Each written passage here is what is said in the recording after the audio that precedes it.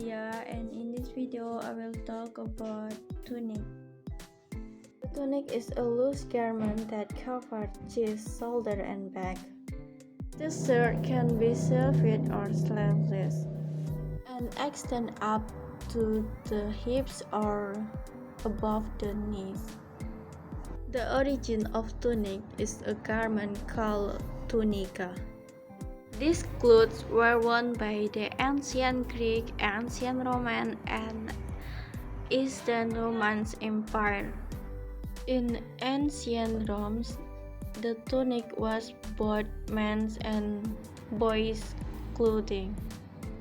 The young men and soldiers wore white tunics that reached just above the knee. All men, aristocrats, and judges wore tunics up to the ankles. A gown is worn over the tunics.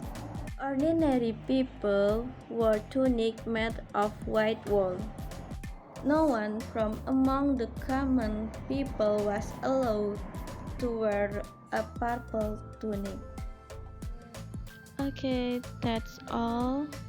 Thank you for watching and see you in next video. Bye bye.